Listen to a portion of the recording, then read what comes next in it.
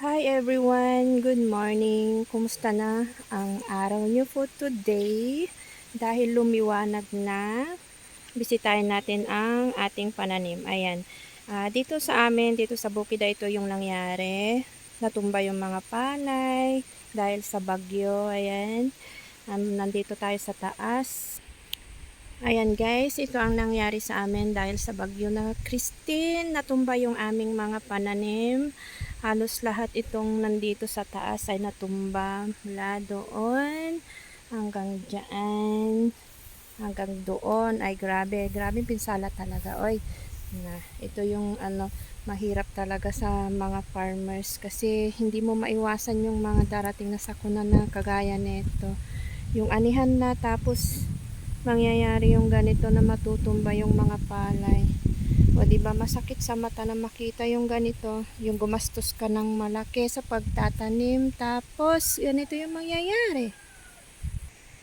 Mayroon pa dun sa banda dun, pero hindi ako makapunta kasi diyan sa may ano niya.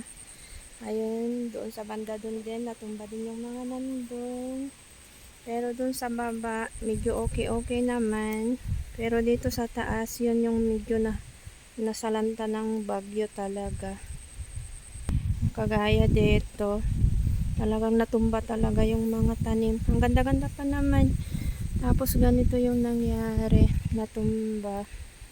Hanggang doon sa banda din. Ayan, andyan din ang aking aso na si Chuchu. Chuchu baby. Ayan. Grabe. Kayo guys, kumusta naman sa inyong lugar? Kumusta ang mga pananim ninyo? Pero medyo uminit-init naman na pero ganito pa rin na medyo may hangin-hangin pa.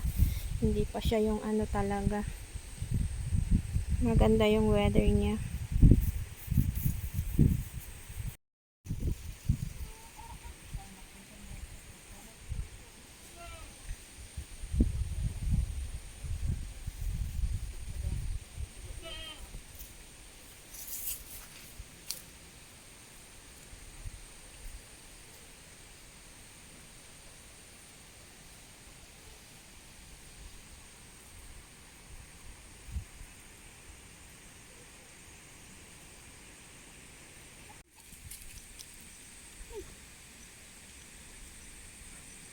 Basta na nasakaw na talina, nag-video na yun.